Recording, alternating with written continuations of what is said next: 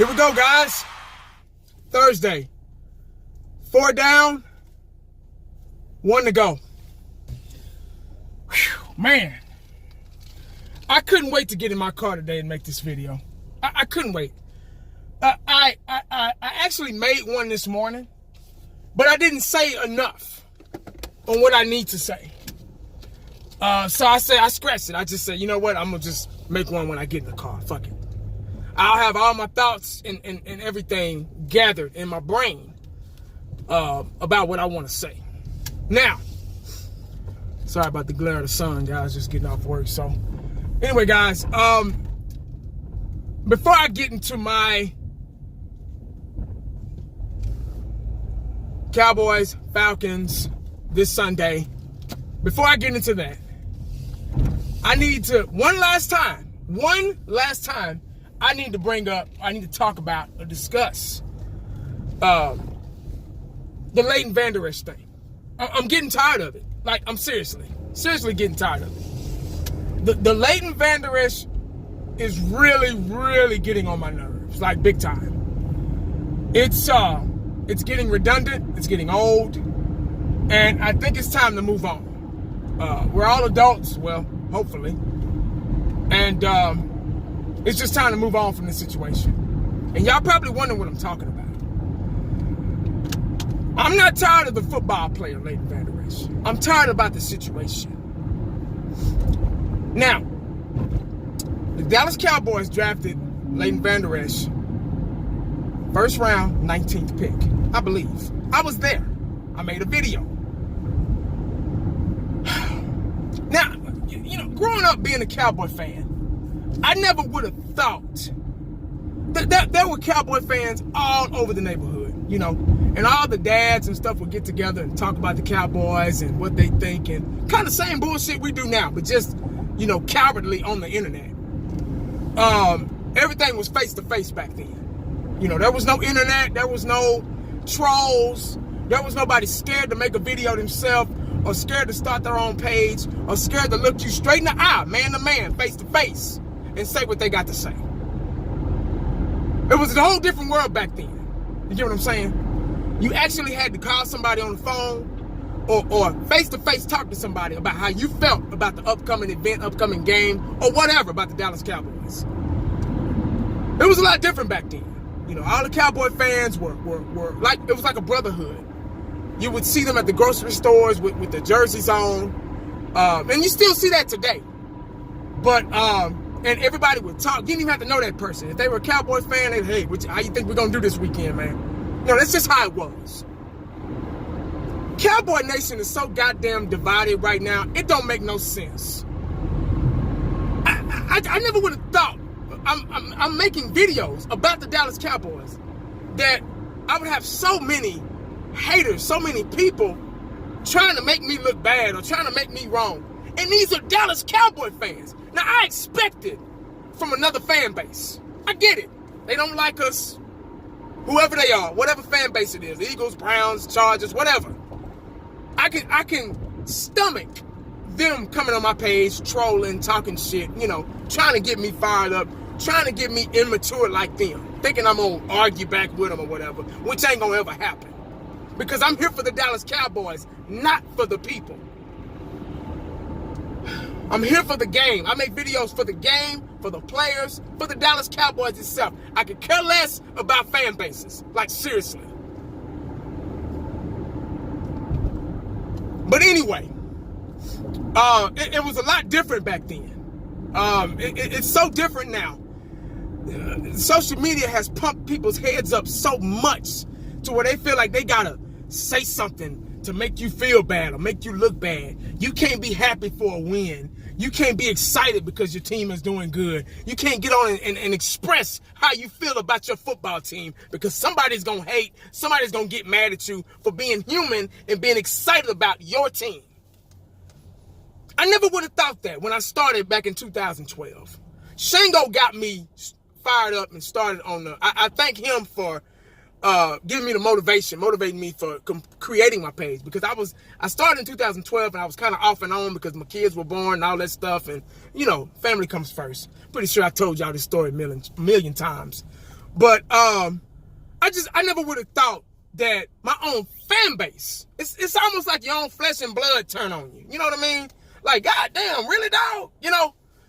I got people literally just keep digging up old videos. I was at the draft. So everybody's going back and looking at that video. Now that Vander Esch is good and we don't won a game and he got the game-winning tackle and he's really progressed, everybody wants to get on here like a bunch of 9-year-olds, like my 9-year-old at home, and get on the internet and talk about how right they were about Vander Esch. I was right about him. I knew what I was talking about. Listen to me. Really? Now, if you go back and look at that video, you got to look at it and listen to it now. If you go back and look, my initial, once again, this is my last time doing this. I've done this before. It feels like deja vu because I've done this shit before. But my initial reaction on Leighton Vander Esch, who's only 22 years old, who's only a rookie, still got a life of football left in front of him. God forbid he gets hurt. But my initial reaction on Leighton Vander Esch was what you saw. Shock. I did not make a video about Leighton Vander Esch on how good he was going to be before we picked him up, or how bad he was going to be, or he was going to be the greatest linebacker of all time. He was going to immediately replace Sean Lee. I didn't do not one thing like that. Not even close. I didn't even know who he was. It was a state of shock on who the hell. For example, for y'all that still don't understand, if it still goes through one ear, pick up speed and goes out the other. For example, for the dummies out there that don't get it, Mike Tyson. Remember when Mike Tyson fought Buster Douglas? Pay-per-view fight. Everybody probably in the world was watching it. Remember when Mike Tyson knocked out Leon Spinks? Remember when Mike Tyson fought Larry Holmes and knocked him out and got revenge for Muhammad Ali? Remember when Mike Tyson fought Evander Real Deal Holyfield? Remember when Mike Tyson fought John Spencer? Yeah. Remember when he knocked out John Spencer in the first round? It was about 30-something seconds. He knocked him out. John Spencer, yeah. Y'all remember that? And I bet y'all sitting there wondering, like, who the hell is John Spencer? I know who Holyfield is. I know who Larry Holmes is and the other jabronis. Who is Spencer? You don't know, do you? You like, who? What? Who 1980 talking about? Who? Oh, really? That's the same goddamn thing I felt when we picked up Leighton Vander Esch. I didn't know who the hell he was. Now, is it my fault that the some bitch came from a 8-man, 9-man football team? Is it my fault he came from a small town with a population of 120? Is it my fault he wasn't a big name like Will Hernandez or Calvin Ridley? Is it my fault? I don't think so. So every mother jabroni that keep fucking with me about these damn, going back to my video and watching it, say, oh, you're a dumbass. I bet you feel stupid. I bet you ain't got nothing else to goddamn me do. Really? Man, I promise you, the world is full of small-minded, probably don't have a job ass people. If you can get on somebody's page and troll and go back and pull up a video that they done made 9 months ago, you can go on somebody's job, clock in, and do something productive. God damn. I don't get it with Cowboy Nation. Is it because it's been so long?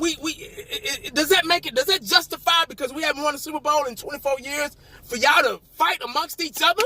For you to, I mean, we representing the same team. regardless if I knew about Vander Esch or if I didn't know about Vander Esch, or if I said he was trash or if I didn't say he was trash, or if John Doe behind me or Cowboys blog who was there who had the same goddamn reaction, I wonder if y'all going on his page and doing that. I doubt it. But regardless if that was the case, he's good. We're winning with him. He is a good replacement for Sean Lee. So if you want to call him, why are you calling me dumb when he's a good addition to the team? I ain't playing. I'm a fan just like you. Ain't nobody a better fan than nobody else. If you think for 1 minute that you can do what I do better, y'all know what to do. Create your own damn page. Show your face. I've been saying this a million times. You can go back in all my videos and look. I've said this so many times. Show your face. Do exactly what I do every single day. Put in the work. Put in the time. Put in the effort. Do exactly what I do. Hell, do it better. And see how you like it when son of a guns go to your page and troll you all day long with nothing else to do. No job, no family, no nothing. So, I don't give a damn about the Leighton Vander Esch situation. I don't care. It doesn't faze me. It doesn't bother me. I'm not going to lose any sleep behind it. I'm not. If you want to go back and look at that video and then judge me off of that shit and make a comment on how wrong I am, if that makes your day, go right ahead. That's between you and your God. I can't help you on that. But we supposed to be focused on Atlanta this week coming up. And Cowboy Nation so busy fighting with each other and trying to get on everybody else's page and troll them. This is why other fan bases don't take us seriously, because we're fucking stupid. We worry about the wrong damn things. We worry about the wrong things, man. We need to be focused on winning, keeping it going, and going to Atlanta and whooping their asses, getting another W. That's our main concern right now. Nothing else. Not me. I'm not playing. I don't play for the Dallas Cowboys. Now, if I got out there and I played for the Cowboys and I fumbled twice and lost the damn game, then you can call me talking shit. But until then, stay off my page with all that bullshit, man. I'm telling you, I'm the wrong fucking one.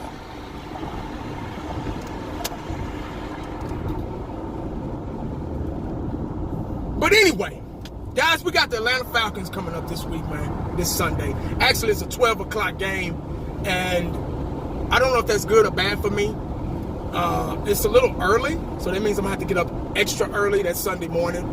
All right, guys, keys to victory versus Atlanta. We're playing there. So, the Dallas Cowboys, this is a redemption game for us. Big time. Payback game.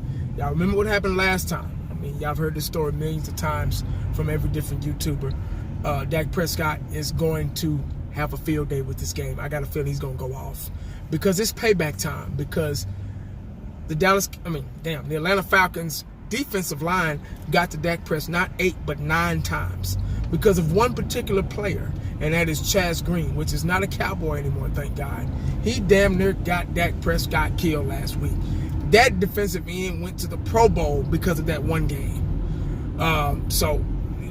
Zeke didn't play. Zeke was on suspension. Alfred Morris came in. And I don't know if he had 100 yards rushing. I think he was pretty close. I think it was somewhere in between 70 and 90 yards. As long as we can control the clock, run the ball, win time of possession, the game is ours. If we play like we played the Eagles last week, if it ain't broke, don't fix it with Connor Williams. I say keep him on the bench. I don't know if he'll be back from his knee surgery or not. But the Samoan guy really stepped up big for him, really made a lot of key blocks. It was kind of like he's been starting for us. He's been playing for the Cowboys. So, the damn sun again. Fuck. So, that's the way to win the game. I think we can beat Atlanta. Atlanta's just like us. They're 4-5. They're struggling, not doing too well this year. They lost to the Browns last week. That's why I say you can never underestimate a team because you never know what's going to happen. NFL is like college football, guys. We got to go in here and visualize a win just like we did last week in the Philadelphia Eagles house. If we can win there, that's a tough place to play. In that type of weather, we can win anywhere. We're playing indoors. We're playing in Atlanta in their new stadium. So it's once again, it's a winnable game for us, guys. We need to take advantage of this. We need to win this game. The hot boys are going to have to get up after Matt Ryan before Matt Ryan and Julio Jones get hot. That's going to be a test for Byron Jones. That's going to be a test for our secondary period. They have a good receiving core. I'm not sure about the running game. They're not as good as they were last year and the year before. They went all the way to the Super Bowl and choked. So that's what they're going to be remembered as. We got to keep their confidence down. Our defense is going to have to win this game. Leighton Vander Esch is going to have to step up. And Jalen Smith is going to have to step up. And our secondary is really going to have to step up. But most importantly, the defensive line is going to have to be the deciding factor of the game. The way they play is the way the rest of our defensive players play. If the hot boys get after Matt Ryan, slow him down, stop him from getting hot, we will be fine. We can win this game. But that's all I got, guys, man. Clock management, controlling the clock, running game, Amari Cooper, creating space. Amari Cooper makes the other receivers better. You see Hearns, you see Gallup, they're better. They're running good routes. It's amazing what one receiver can do. That was a good trade for the first round. I was a little iffy about it at first, but there's a damn good trade. Amari Cooper is a very, very good wide receiver. I love his route running and his poise. But that's all I got, guys. Make sure you stay cowboyed up and prayed up because you never know what the day is going to bring you. Holla back at your boy. I'm out.